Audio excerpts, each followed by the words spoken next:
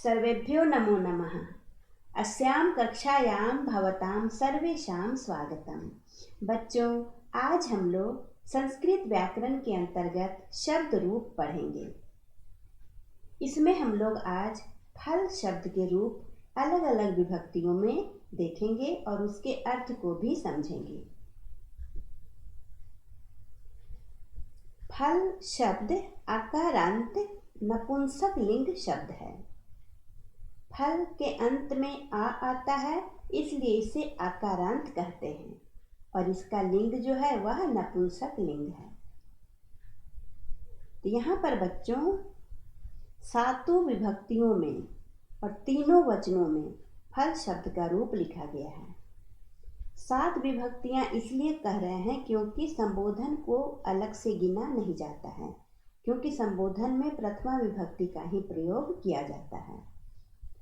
तो यहाँ पर प्रथमा से लेकर सप्तमी तक ये 7 विभक्तियाँ हैं।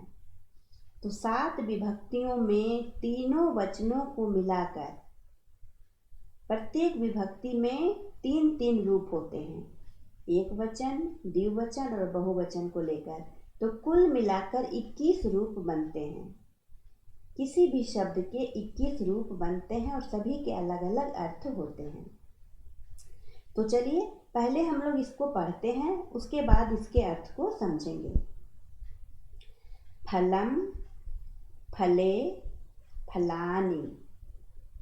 फलम, फले, फलानि। यहाँ पर आप ध्यान देंगे बच्चों कि नपुंसक लिंग के जितने भी शब्द होते हैं वे प्रथमा और द्वितीय विभक्ति में एक ही होते हैं, यानी कि प्रथमा विभक्ति और द्वितीय विभक्ति के रूप तीनों वचनों में जो होते हैं प्रथमा में वही द्वितीय में भी होते हैं, एक समान होते हैं।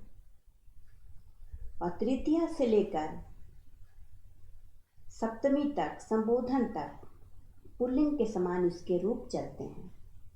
अगर मान लीजिए आपको पुल्लिंग का कोई शब्द रूप याद है और आपको नपुंसक लिंग का याद करना है आकारांत, तो आपको केवल प्रथमा और द्वितीय का रूप ही याद करना पड़ेगा और बाकी तृतीया से लेकर के सभी पुल्लिंग के समान रूप चलेंगे।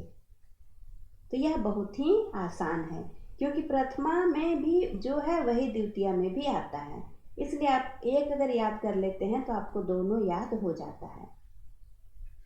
फलम, फले, फलानि। फलम, फले, फलानि। और तृतीया से चलिए अब इसको देखते हैं। फलेन, फलाभ्याम, फलैहि। फलाय, फलाभ्याम, फलेभ्यः। फलात्, फलाभ्याम, फलेभ्यः।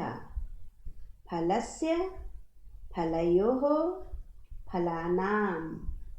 फले, फलयोः, फलेषु। हे फल, हे फले, हे फलानि।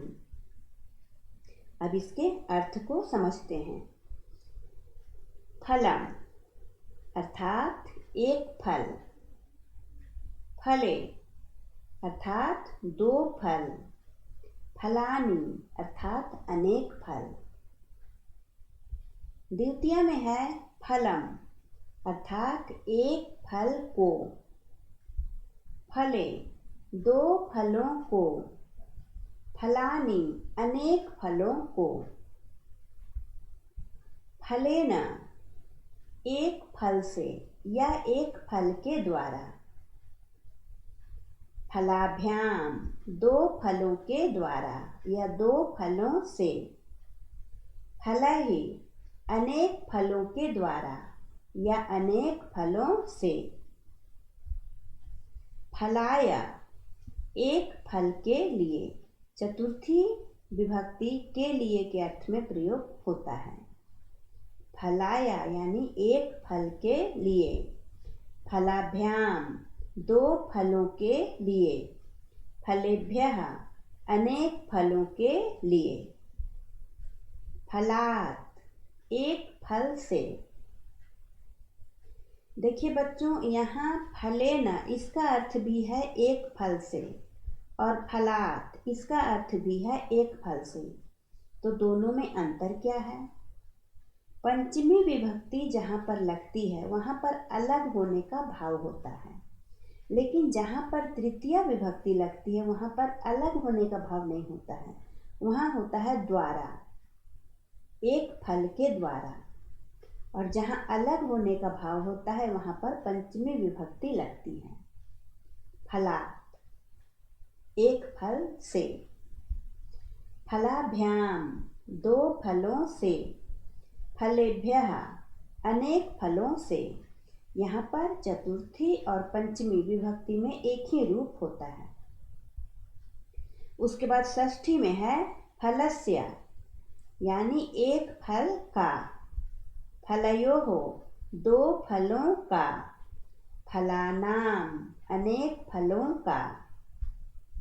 फले, एक फल में या एक फल पर। फलयोः, दो फलों में। फलेषु, अनेक फलों में।